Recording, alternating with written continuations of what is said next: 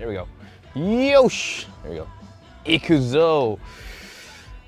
Predator Badlands. If you didn't know, Predator is one of those, let's call it legacy sci-fi titles. We're thinking something upon like Star Wars, Aliens, literally Aliens. It's in the same universe, in case we didn't realize that before. And I'll start off by saying this.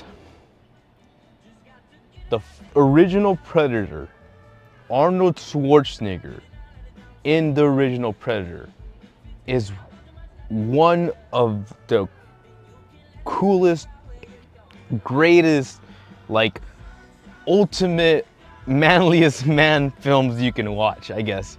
And I understand why that's like annoying, or I understand why some ladies might just be like, oh, this guy's the muscles in the jungle, guerrilla warfare. But there's underneath all of that, right? You have your Schwarzenegger is going, Dylan, son of a bitch. And then you got like the ultimate handshake, man. My guys in high school, that was the shit right there. Dylan! But, man, I fucking love Predator. But obviously, we're not in the Expendables, you know, like testosterone hyped up machismo Arnold Schwarzenegger generation that we used to be. Some people might know that JoJo's Bizarre Adventures went from like super burly Arnold Schwarzenegger men to like, you know, super twinked out fucking main characters. I'm looking at you, Jorno, but that's all good. Don't worry. That's what Araki wanted, and that's what we got. And it's also a hint of how things change in the universe, right? There was an era where these people were like, oh yeah, let's go fucking be army men in the jungle and blah, blah, blah. And while that has a special place in my heart, like, while I still watch that film and look at it and go like, oh man, it's good. It's obviously not 1980, 1990 or whatever, whenever that movie came out. So when things, you know, become big, mainstream, corporate, Disney buys out Fox, and obviously Disney people are gonna start putting in their little fucking fingers inside the storyline, to which I understand.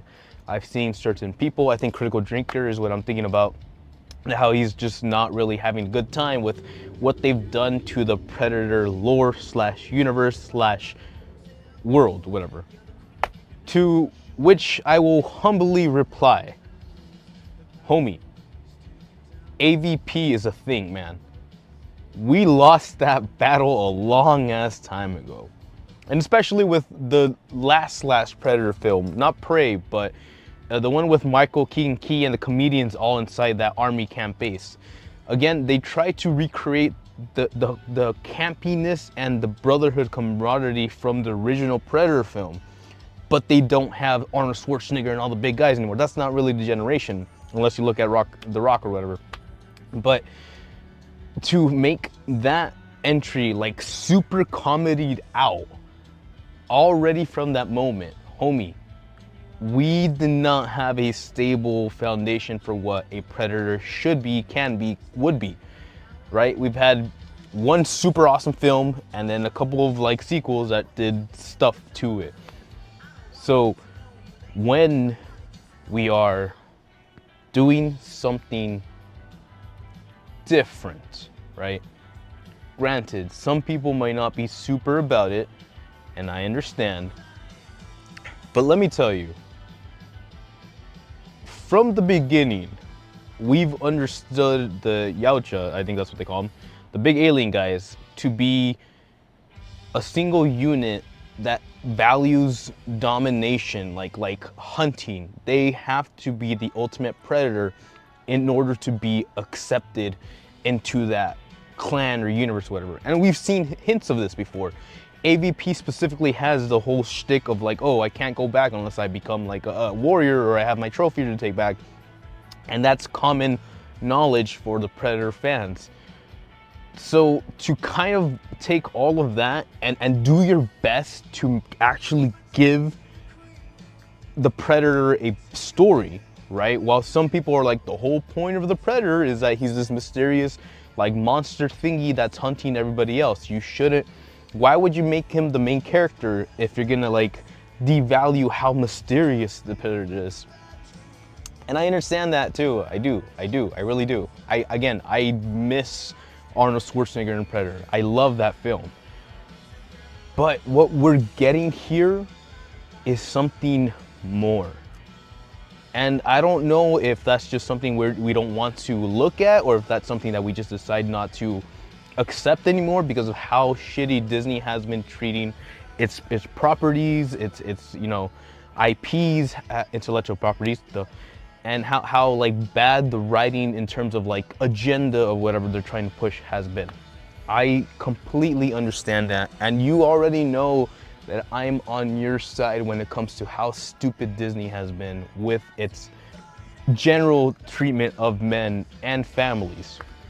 And honestly, this is no exception. However, there is lessons to be learned from specific characters that do display a toxic masculinity. I can't even say that right because I don't believe in it. I believe in it. I know it makes sense. And it's what we get here. Let me break it down super simply. The Yautja are a clan tribe. Like there's these ancient warriors of hunters. Think of the Aztec, think of the Mayans, think of my you know, my legacy, the Mayans and the Mayans, my bad. And like, think of how we, at least I look at the history because it's my history, but I look at like, oh, these people, this is how they used to live their lives. They used to hunt. They used to be very savage in terms of like, if any other clan gets near our area, we will nullify them on the spot because we are the top dogs and blah, blah, blah, blah, blah. So when I see those clan-like beliefs, like those clan-like requirements imply to the ultimate warriors in space, I do believe it. It does make sense. Maybe you want to like extend them a bit of a ladder to be like, okay, let's just make it more sense, but it makes sense. Specifically for what we're doing with this film. Because in the beginning, we have a quick glimpse as to what caused the main character to start his journey. And it's very basic, like in terms of like, it's very to the books of like, oh yeah, we've seen this a million times. It's someone's trying to prove themselves so they can be like, oh, look at me now, I'm better than I'm better than what you threw out last week, you know, like I am what I said I was gonna do. And that's all great and that's all fun, and let me tell you, the action, the scenes, when you actually have the Yautja just freaking going in, it's really fucking cool. But that's not what this is about. This story, simply put, is a warrior exiled from his clan. A warrior who has learned to lose. A warrior who is grieving without knowledge of how to grieve. And it's in this journey of discovery, of challenge, of hunting, where the real work begins. Again, he's an alien that shouldn't have emotions because he's this big monster and he's supposed to be blah, blah, blah, blah, blah. Ah, it's the worst thing ever. But everything that they've put, he's like a runt. He's shorter, he's smaller. You can see him on the size comparisons to his older brother and his father. He's like tiny, right, compared to them. Normally the predators are like freaking huge and they destroy things, right? And while he still has that superior strength, clearly he has always been treated like less than. His own father, the leader of the clan, looks at him and goes like, well, this is the weakness. This is our weakness. We need to kill it so we can be stronger than than what this brings to our family, or quote unquote the clan. And sure, that's where we start seeing Disney being Disney, you know, putting in your toxic masculinity, putting in your shitty father vibes, putting in your toxic masculinity of a boy who's trying to live up to daddy's expectations, but obviously will never really get there because that's not what he should be fighting for. Rather than focusing on the negativity that is being thrown to him from this clan, the wiser, stronger mind would learn how to accept this criticism, look at the opposing party and tell them, you know what, you got your opinions and I got mine, and then figure out where we go from there. So it is a beautiful, crazy, fun, exciting journey to see this hero, right? This hero's journey of a normally one-dimensional character. Arrive, kill, scare. But we see the complexities, we see the humanization of it. And again, I understand that's what some people are not cool with, because they just want the big bad monster. And while it can just be that, I honestly respect and like what they've done with this title. Because you take the monster, you take the warrior, and you show how capable he really is. My favorite scene almost is like right at the beginning when he lands and he freaking strips down all his equipment and he's like, all right, let's go. Let's see what we got. I need to freaking make sure I can handle myself in this. Like, it's go time. Ah, so cool. And that, I was gonna say, man, that Yacha is ready for action. The question becomes, why are we fighting? Papa says, bring home the trophy, which is like this unkillable big monstrosity thing, to which he says, nah, I can kill that. But it's in the journey to get there where, yes, we have a little bit of comedic relief, you know, again, something that maybe normally doesn't fit with the Predator series, but again, we had Michael Keegan Key and comedians in a Predator movie already, dude. I don't understand what the fuck you're complaining about. You throw a shitty, like, cutesy character in the mix, but obviously it's for a reason. And let me be real, I already knew. I saw that thing, I saw the story, I was like, wait a minute. You got some sniffers in here? Damn, okay, I already know what's going on. And so by the time we get to the end game, by the time we realize what it is that we're actually fighting against, and by the time the Yautja has lost basically everything, his weapons, his companion, the little robot girl that's pretty annoying, but she's kind of cute at the same time. She talks a lot, yes, I know. But at the same time, it's nice.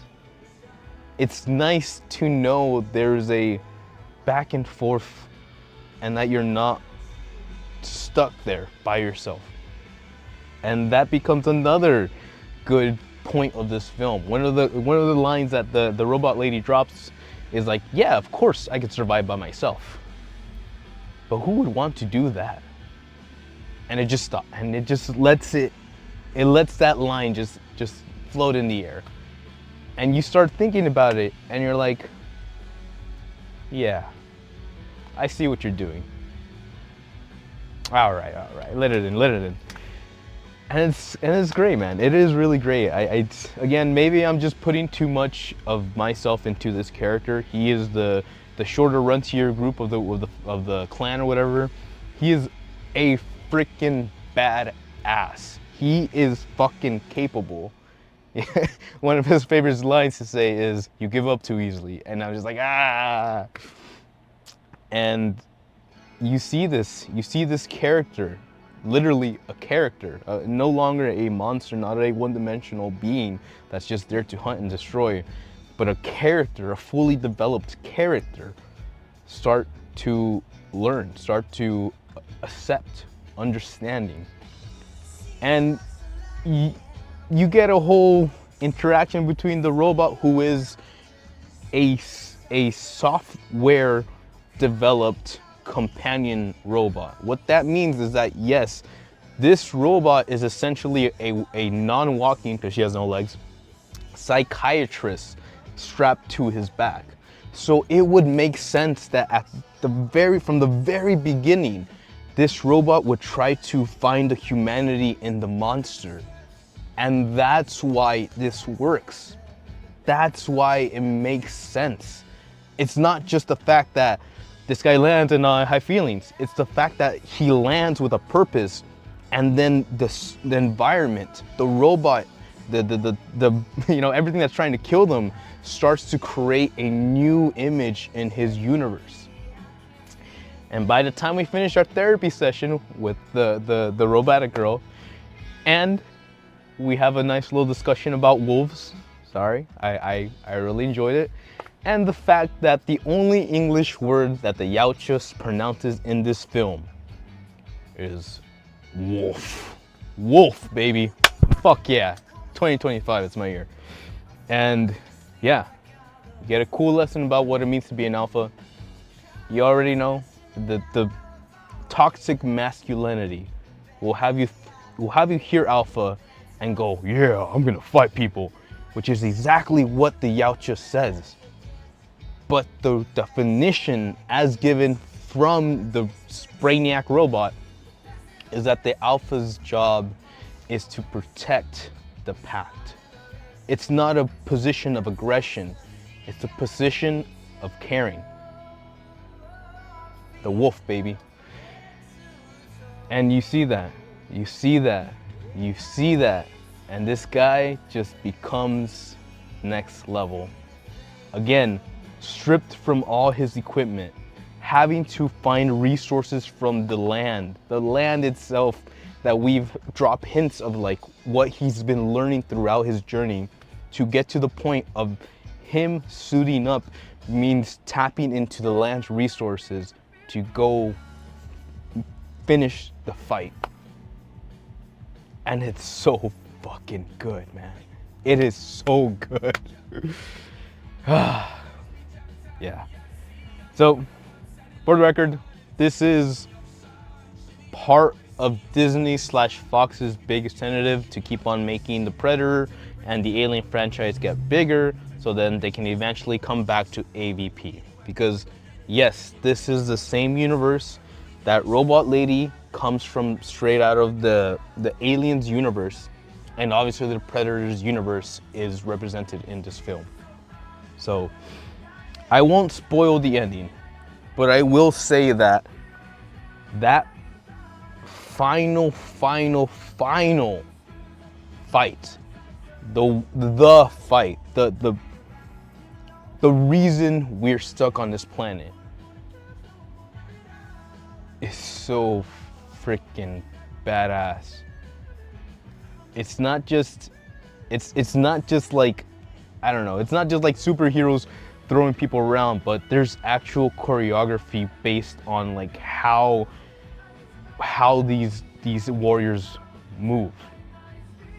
And it looks great, and I don't think I've seen something like that in the Predator's universe.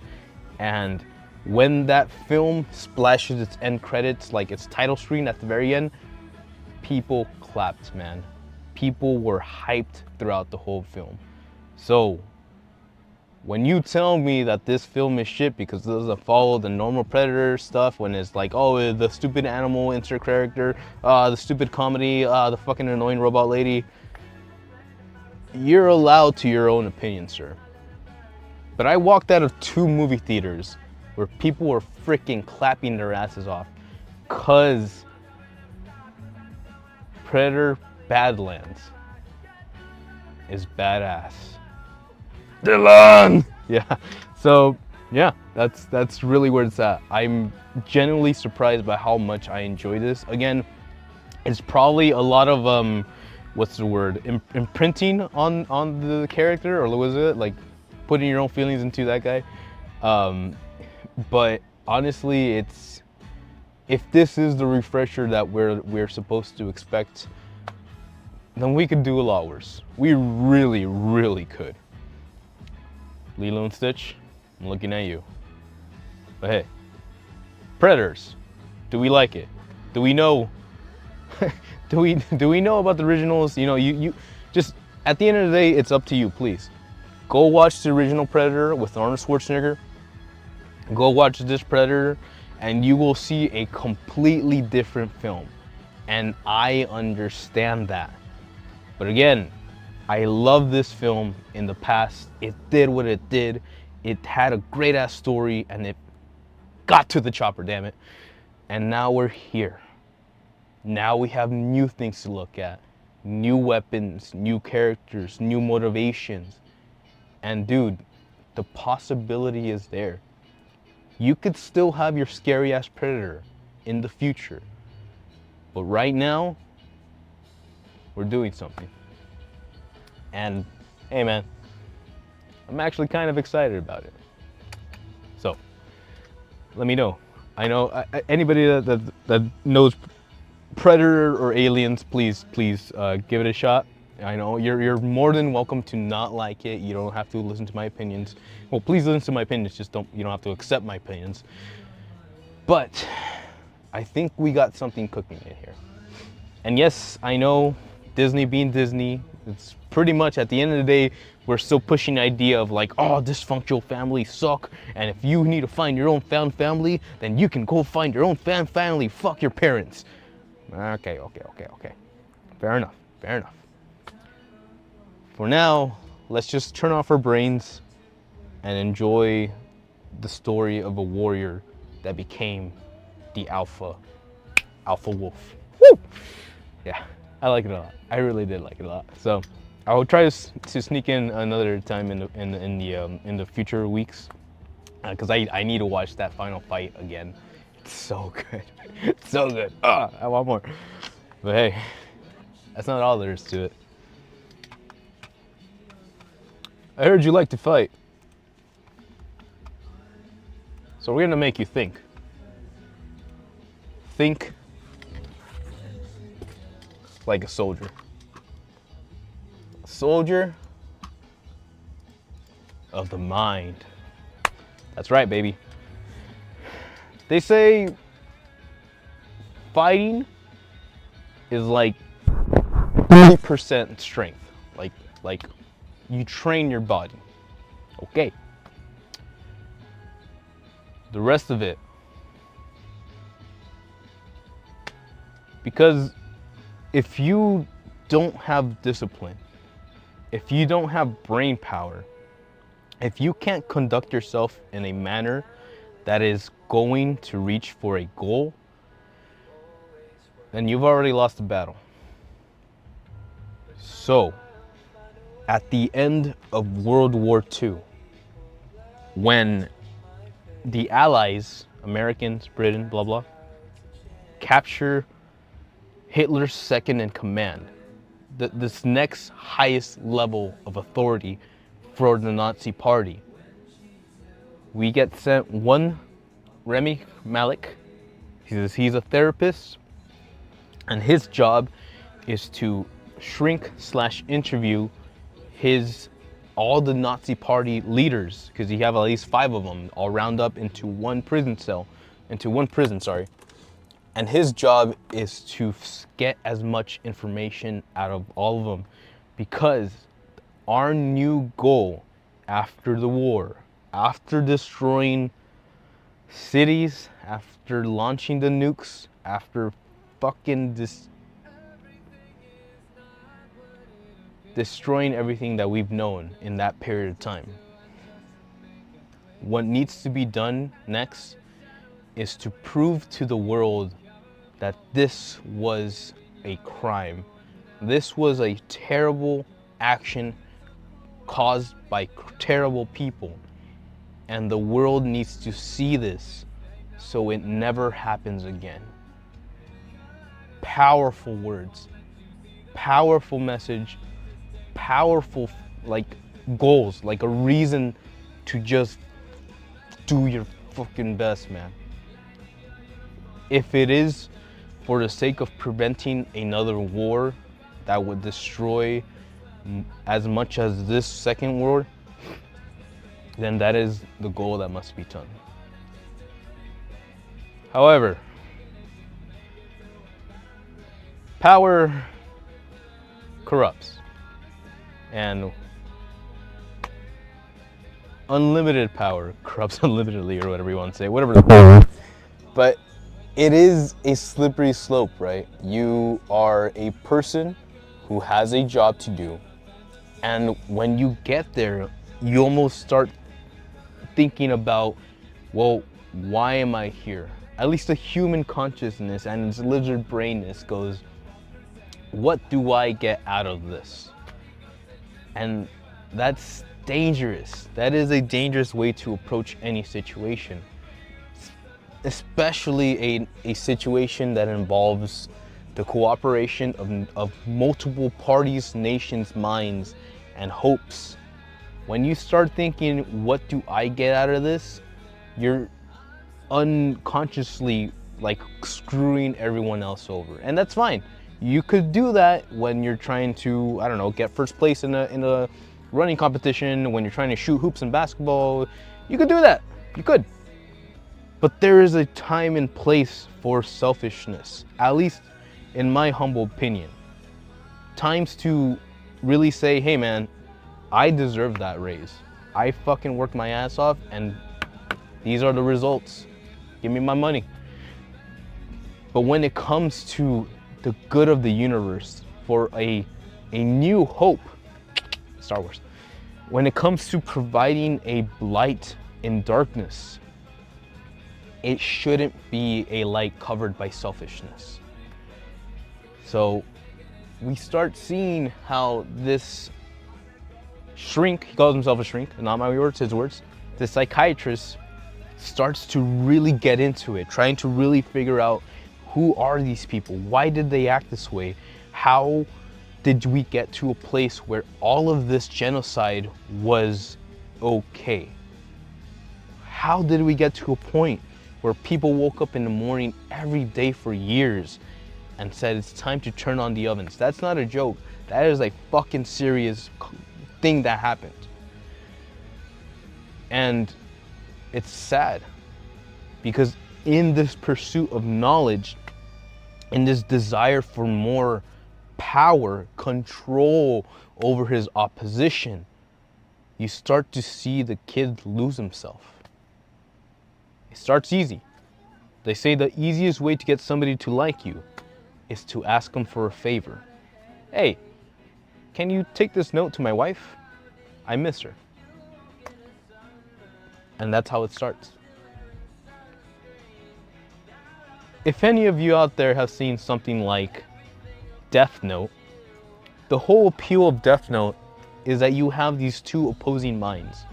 One who's trying to provide its ultimate justice, who has seen the disgusting, the darkness, and is certain that this is the way. Second Star Wars reference. This is the way. And the other of a brilliant mind who has been raised to enforce a certain set of rules, laws, order. And it's where we get the chaotic radicalism confronting the structured order, that Death Note really becomes this cat and mouse game. And that's, I would assume, is the most appealing part of Death Note in itself. Or who knows, maybe it's a William Dafoe as Ryuk for the Netflix live service version or whatever. So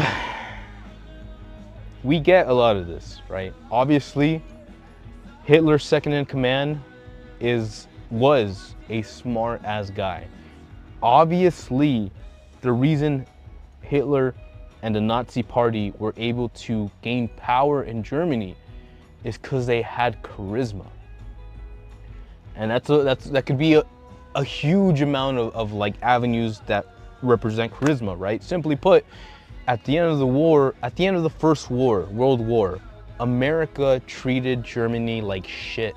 They forced them to pay reprimands that they would never have money to afford, and they treated them like crap. So much that there was a person that said enough is enough, and my people deserve better than this American treatment. And that was the rise of the Nazi Party. Sounds familiar, doesn't it? One of the quotes closing up this film is a simple statement by the man. The reason the psychiatrist really played along with those people and tried to like get buddy so he can get information, at the end of the day, was so he can write a book. He was so focused on the idea that like, I'm gonna write this book, it's gonna sell, because it's gonna be me and the Nazis, and people are gonna be curious about what made the Nazis so different from us. What made the Nazis the enemy when the Americans were the heroes. And at the end of the story, Rami Malek understands there is no difference. Humanity is humanity. Tribes will fight tribes. Warriors will stand up to protect. Alphas will be there to hold their loved ones. What matters is how far we're willing to go. How much destruction is enough for someone to feel satisfied, to feel justified. How much is retribution worth when the whole world is blind? An eye for an eye makes the whole world blind. And it's real. It's true. Because one of the final statements in this film is the author, psychiatrist of the book, stating that if you really think these people will return wearing even scarier outfits, looking even crazier, like even radical, then you are dead wrong. They're just like us. We're all human. We're all capable of disgusting actions, terrible things. It's just a matter of circumstances and why we do what we do. So, solutions. Peace among mankind. That is my new favorite quote to throw out there to the universe. How? When? Why? I believe things have been as close as they've ever been to relapsing into a terrible place in our timeline. And it's by the grace of God, honestly, in my humble opinion, that we have not slipped into that regime. But I see what happens around me. I see my people getting pulled from the streets. I see people getting shot on the weekends, and I understand why it's happening. It's not a shock. It's depressing and it's disappointing, but it's not a shock. Because while we have an oppressive mind trying to belittle half of its constituents, we will never find peace.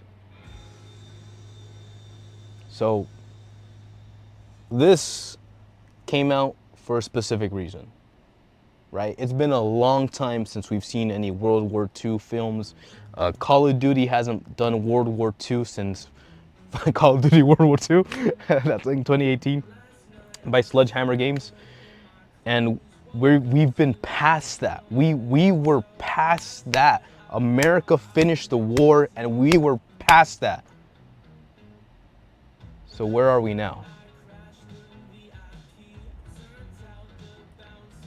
At the end of the day, we will always have those capabilities. It is within our nature.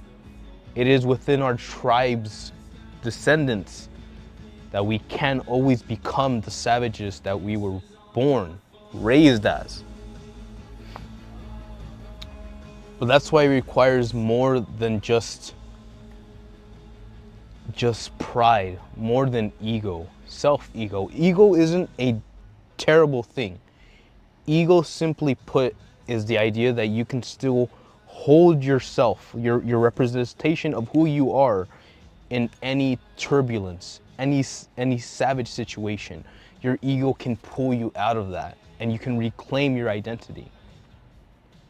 But when your life becomes your ego, when you live to expand this reach, this ideal, this dream, this vision, this sort of legacy that you believe you deserve, then what are the prices that you're willing to pay? So, all I will say at this point is we fought. We fought so hard, and we weren't the best people. We've done terrible things to the universe. We've done terrible things to people that did not ask for destruction, flames, and we will continue doing things like this. The question that I need everybody to answer is, why do we do it? And who said it that it's okay to do this? And will we comply? Or do we believe in something more? Humanity is our greatest superpower. And I truly believe that. Because without a heart, you'll never live, baby. You're already a dead man walking.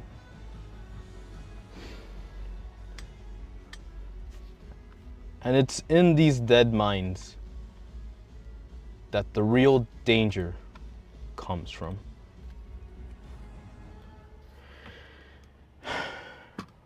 Now, I've been a male for about 30 years. It's about to be 30 years. I'm fairly excited about what I'm doing with my life. I enjoy my time. I've really lived enough, right? Obviously, there's a huge list of things that I could possibly do that I honestly think I'd be good at, but I don't really need that, you know? If the universe and the Lord decides that, hey man, throw that guy a bone, and I get to complete like my side quests, my little extra missions that I would enjoy, then God bless it. God, you know, so be it. I will be there. But it's a dangerous place to be, in a very dangerous mind, when you can't let go of this inclination that you deserve something, that everything that comes your way is a God-given right. And I don't want to make this about a certain group or individual or whatever, because there are conflicts on every spectrum of the scale. But it bothers me, it really does, that certain historical elements or certain legacy titles still believe in old ways, or still deep inside their roots, their hearts, the way they were raised, the way they were, you know, attacked as little ones, kind of like implemented these thoughts, even if they didn't ask for it. It really stems from our historic past, and that's sad, man. I honestly hope that we'd be past that. But obviously you can't get past anything if you don't actually talk about it. Covering something up is not the same as accepting the status quo. And for that, we have one Christy film. Christy is the original woman boxer. Back in the day, when things were picking up in the boxing arena, MMG, or Vegas and stuff like that, there was a young lady who literally stepped into the ring and changed the world. That's great, man. It's incredible to see her story of like how she started and how she kept on just putting in the effort and how she just kept on winning and getting out there, right? She was unbeatable for most of her career. People really idolized her because she was the new hot thing. But she didn't do it alone, per se, right? Very early on, we're introduced to I don't even know his name, but a main male lead character. And from the beginning, you start to pick up that there's a loss of empathy somewhere inside of there. And I don't know if many people picked it up from the beginning, but very, very early on in the beginning, the first time they meet, her future coach's initial reaction is to tell the trainer guy to break her rib. As in, get her out of here. She doesn't deserve to be a boxer. You break her rib and you show her that she's nothing compared to the man boxing universe or whatever. Pride, ego, control.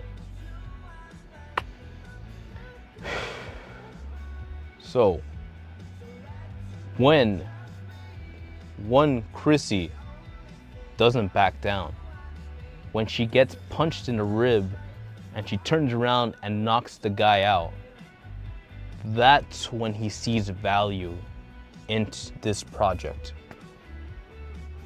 And it's hard for me to really express what I feel, because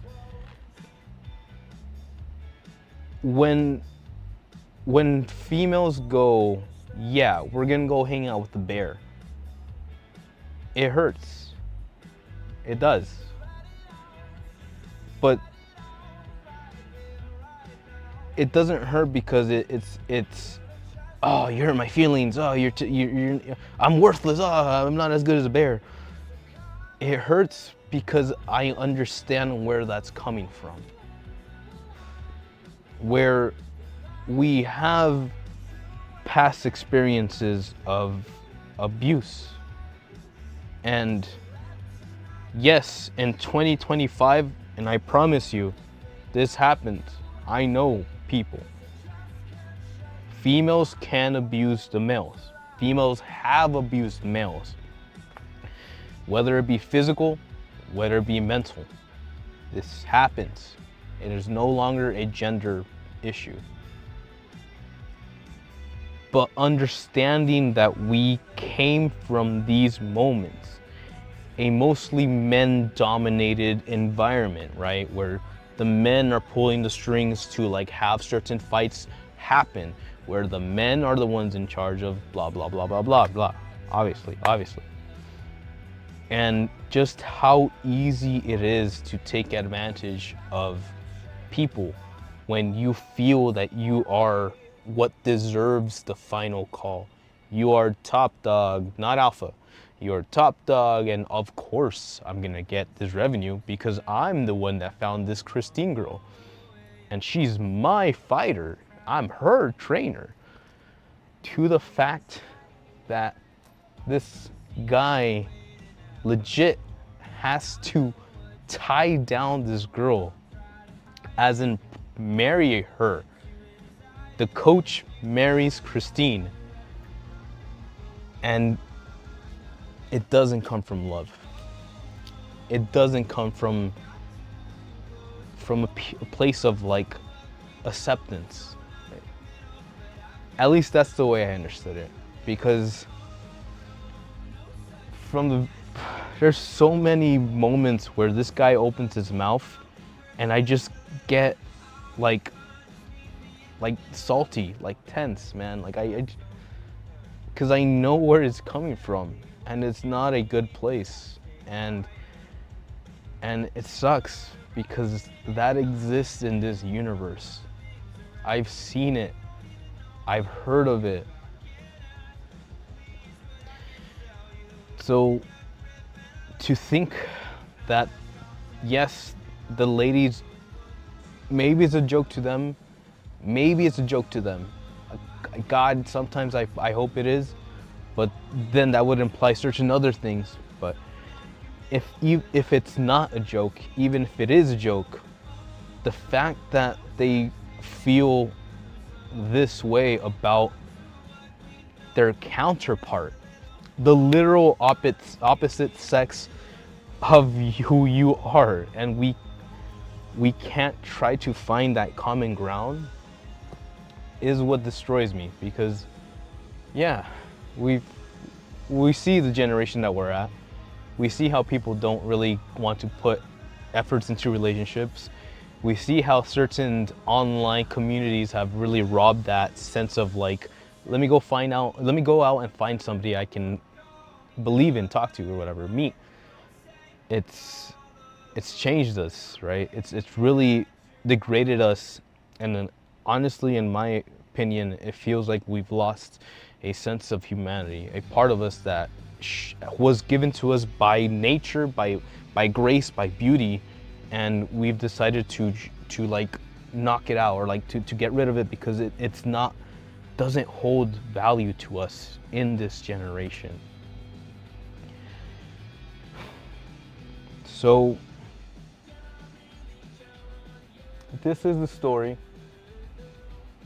of a young lady portrayed by Sydney Sweeney. We'll get back to her in a second. And it shows her rise, man. It shows her getting in there, fighting, putting in effort, raising through the ranks. And I'll be real, she's kind of a dick. I certain parts kind of got me going like, why you gotta be like this? and she's called out by multiple characters in the story as well. It's like, yo, you don't gotta be an asshole. But, you know, we love a good underdog story, right? And in this time where a female boxer was dominating the sport and everybody was there for the ride, and we have this young lady, this cute young lady in pink trunks, you know, boxing. Her whole shtick is pink. She gets a pink BMW. She was the original Barbie, homie. That's the original Barbie right there, but she boxes. It's incredible. It's good to see. It's fun. It's like a joyride. It's a wild ride. It's like oh, we're living the dream, baby. Like we just did it. We did it. But every dream has its price. Nothing in this universe is free. And when certain truths are being exposed, and when we come to terms with what is actually happening in the grand scale of things, the things that aren't shown to the public, the things that are kept secret from the supporters, the things that would never have seen the light had it not been for the extremeness of and absurdity of the situation, then who knows if we would have ever heard about her story. And I can only imagine, right? Like as a male for 30 years, I can only imagine how terrifying that is for ladies or females. And honestly, even now, just the idea as a male to even go out and be like, hey, how's it going? Do you have any things going on? Or like, what are you up to? Like any fun plans or what's going on? If you're at a bar or whatever, right? And to kind of like in the back of your brain be like, this chick is gonna be like, look at this loser. Oh my God, he's so stupid. Like he's trying to F me out right now. Yeah, that's kind of where we're at. That's never happened to me because I got charisma. But you know what I mean? Like it's it's really weird to think that that's where we're at.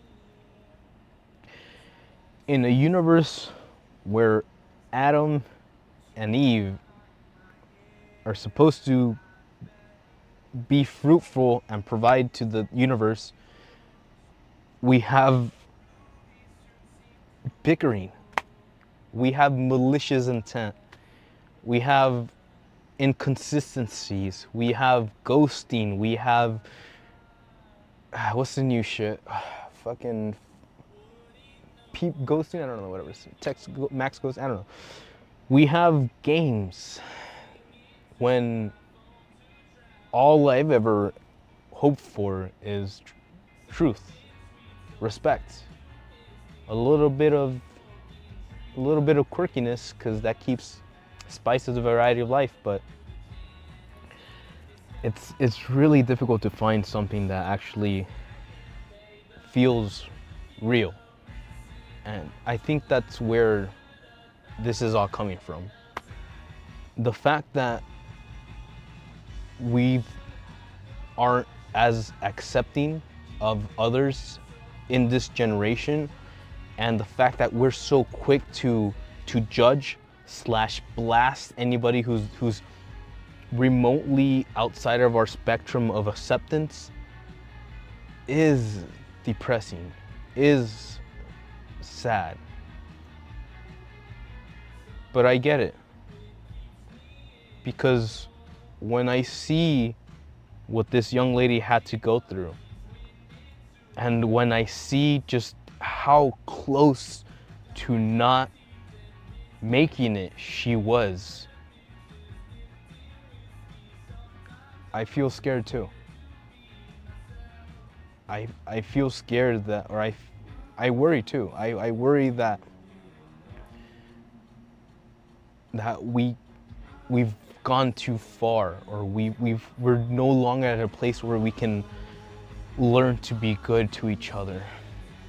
And again, I don't want to make this about like races or peoples or whatever, but obviously certain people have certain stigmas about certain types of families / certain types of people / certain types of history, and certain types of areas in the state that still were raised from certain kinds of mindsets.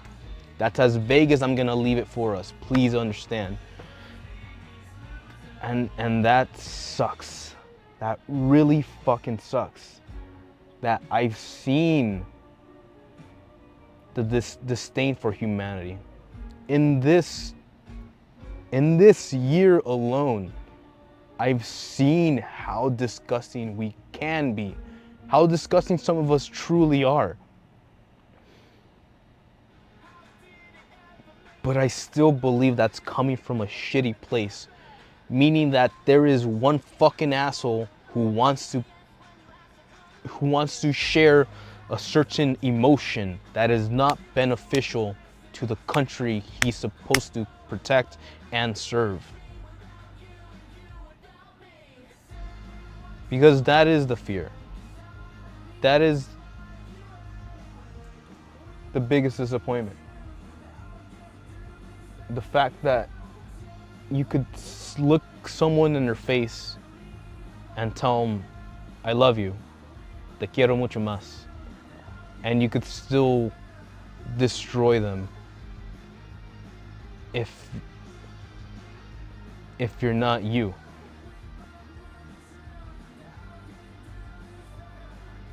So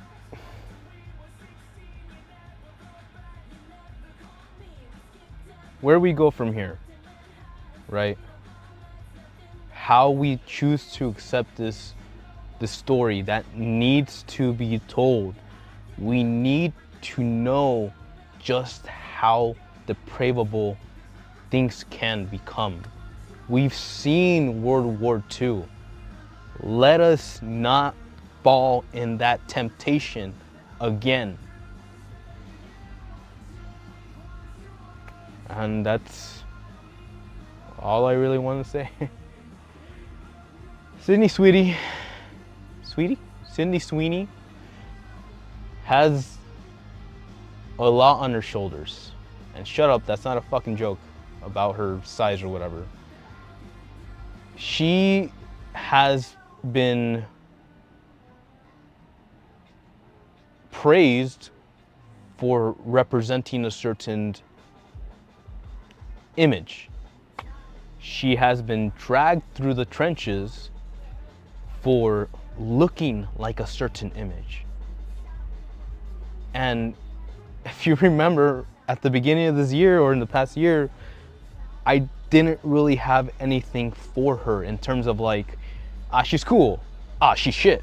I didn't want to judge her based on what everybody was saying. That's just not how I operate.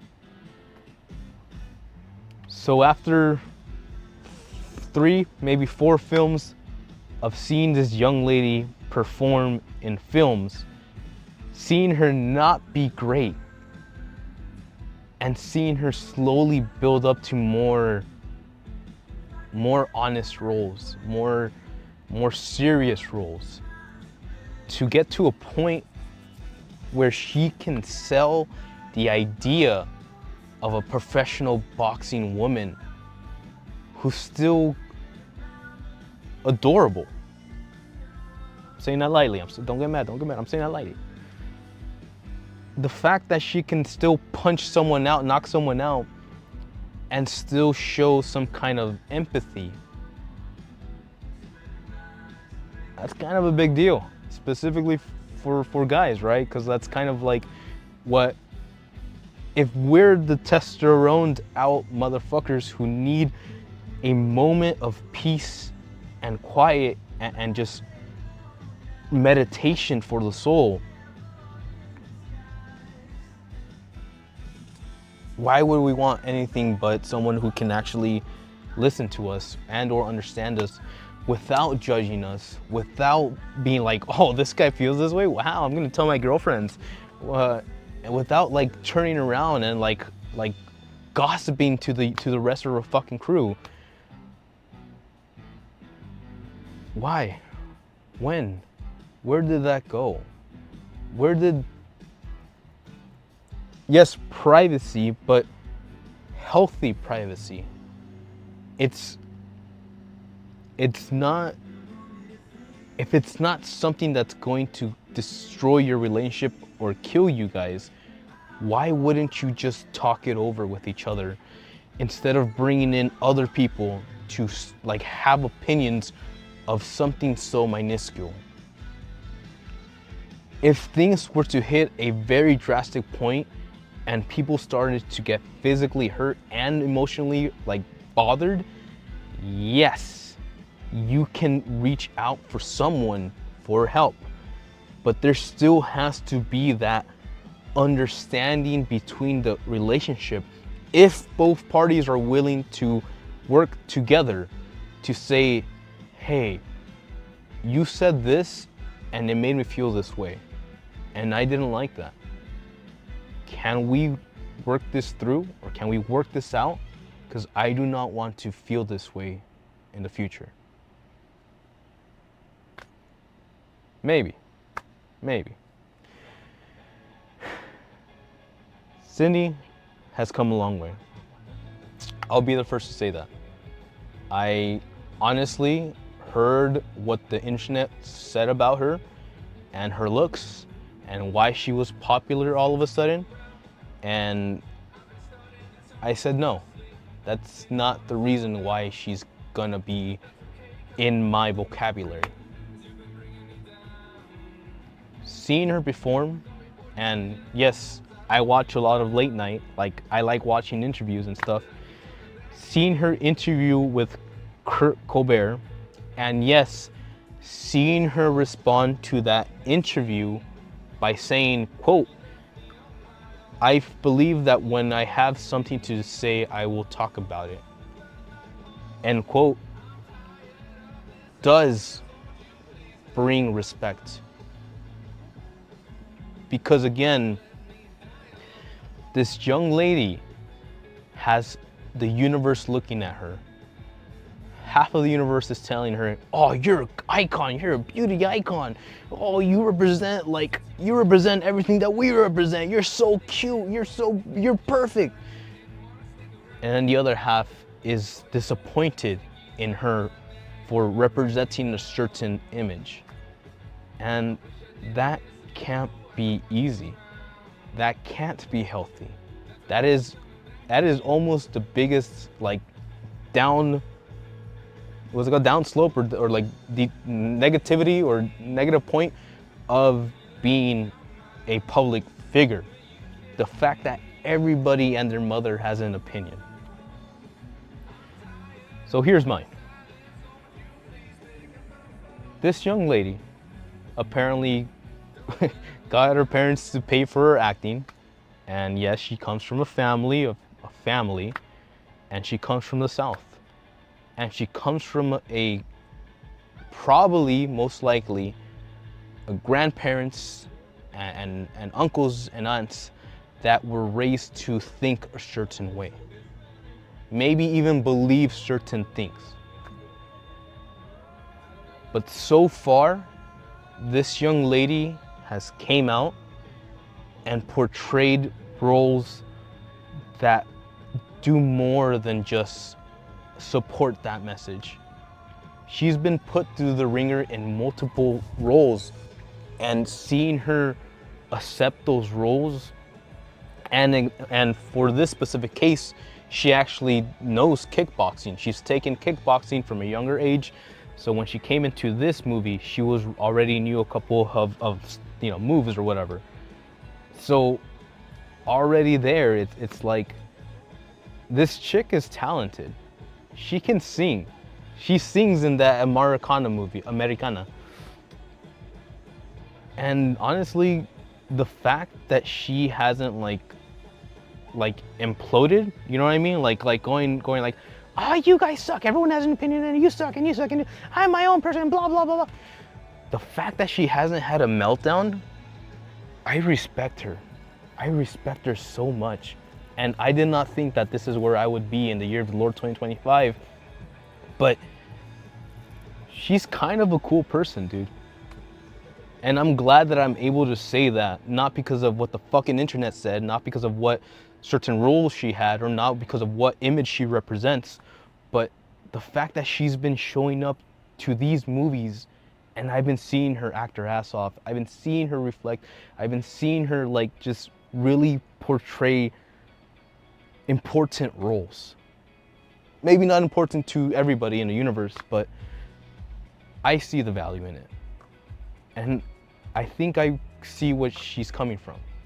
And sure, of course, that could be me imprinting or implementing or whatever, forcing my own beliefs upon her. And that is the whole negative point of being a public figure. Everybody wants you to be a certain thing because that's what they want.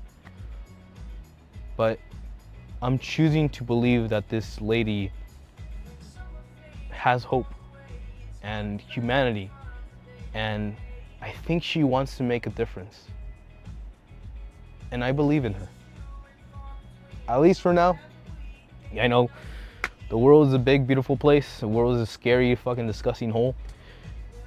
Yeah, you know, at any point, anything can change. Someone could snap. Things could change. Groups can change. You know, so circles, cliques, people can influence anybody if they choose to kind of keep associating with those circles. But for now, I do believe in what she's doing, and I hope, for the love of God, that she's doing good. I'm pretty sure she's doing great, because she's a fucking actress, and she's like in the top of her game, and she's just had an interview with Stephen Colbert, which is fucking cool, and an interview with those GQ people, which again, but the fact that she doesn't explode at the idea of what people think of where she comes from or what she's supposed to represent says a lot about her character. And like she says, when she's ready to talk about something that serious, I don't think she'll shy away from the message. So I'll say I'm looking forward to it. And I'll say I'm curious about your next move, Sydney. I won't pay attention because I got a life, but I wish you the best. Godspeed. So,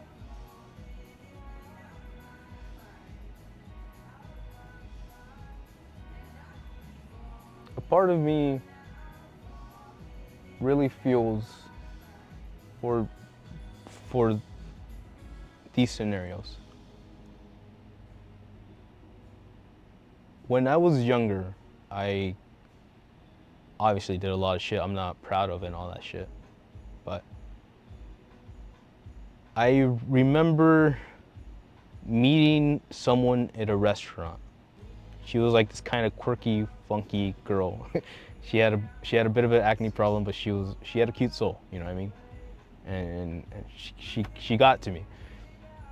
And one day she invited me to go hang out with her friends. I think it was like Christmas event. It was Halloween or something like that. It was like after work and all that. And we go out and we go hang out and we're chilling. And her fiance's there. She had a fiance. Or at least a fiance. And I'm the type of person that I know what it feels like.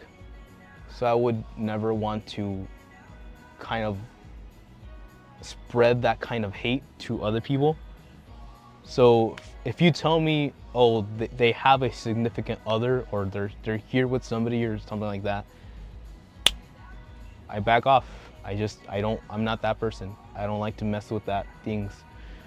And like, at least I try to, right? Like, at least I try to. Because this guy, essentially, again, certain people come from certain families and they're taught certain things by certain ancestors. So when this guy, who I feel, right? At this point, I'm just imprinting all my whatever emotions to this guy. It's been years. Who I feel was born with a silver spoon, who was always handed things to him like a little baby, who has never known like necessity. And he starts making jokes about how he's never done it with her. And it's like, you know, the type of person that's like, oh, it's a joke. But it's like, why the fuck would you bring that up? And I believe the quote was, or something like, oh, it's not like we can't because we don't have sex, or like we're waiting till married till we have sex. But he says it in a very negative tone. And that lights me the fuck up in terms of like, this ain't it, chief. She deserves better. Long story short, by the end of the night, she's fairly, and she's kind of like laid out in the grass and outside the apartment. And she was a lightweight. She was a really tiny girl. I understood that. She probably just needed escapism for that night. And I go outside and I pick her up. I pick her up and I carry her to the house. And she's holding on to me and she says, I wish you were my boyfriend.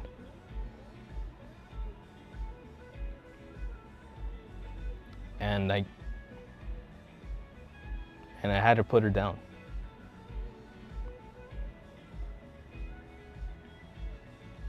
And to this day, I think of her. Not because I needed her, not because I wanted something, but because I worry about her and her relationship and what this asshole was capable of, if he was capable of blurting out bullshit in front of guests just because one man showed up and he was intimidated, she deserves better. And that's what I worry about. I see a universe where people get into situationships, and because things are going well or because their life is 2% easier, it's okay. This is okay. This is fine. Everything's burning in the background and this is fine. And you know, obviously, like, it's not my fucking relationship. I left that restaurant years ago. I've never talked to her since, but in the back of my brain, I will never forget that and what that meant. And if that was her call for help, or if that was anything, but that wasn't my job, nor was it my responsibility.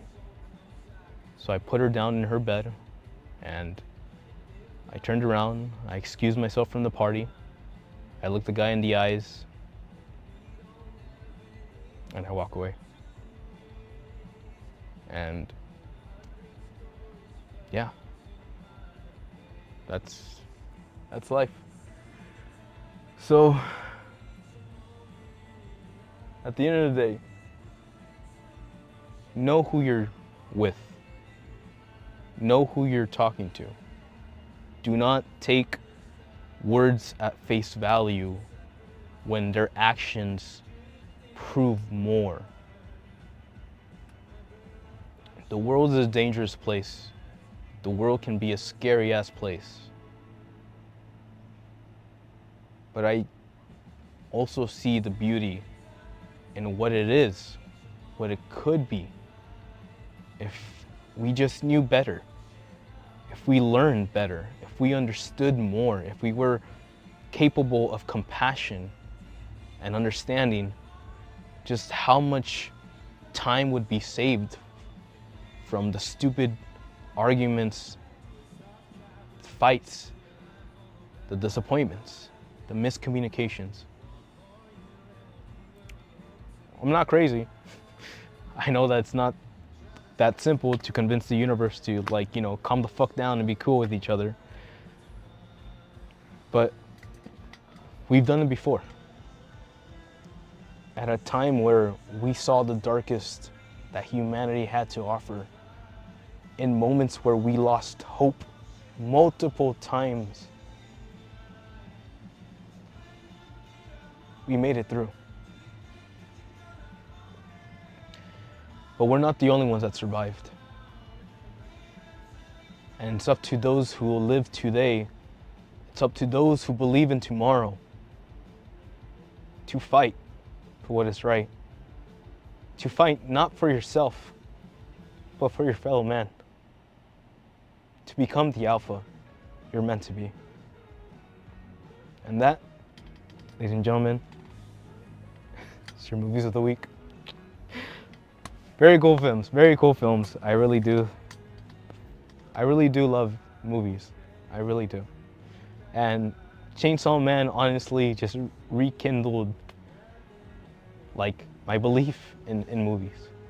Not because Chainsaw Man itself is that good as a film, but because the author, Kishimoto, or whatever his name is, really brought it to my attention.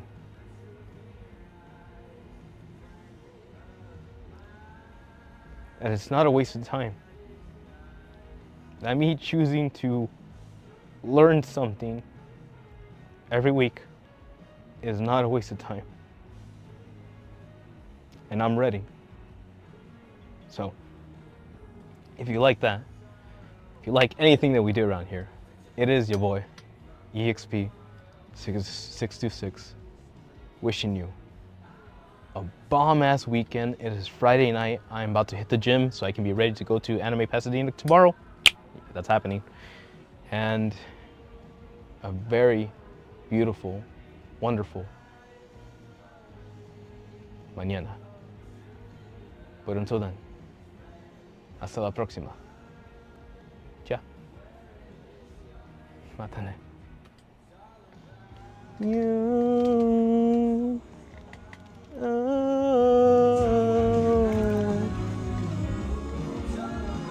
He's doing it. He's gonna do it. He's gonna do it. You can talk the talk, but you don't walk the walk. You can talk the talk, but you won't walk the walk.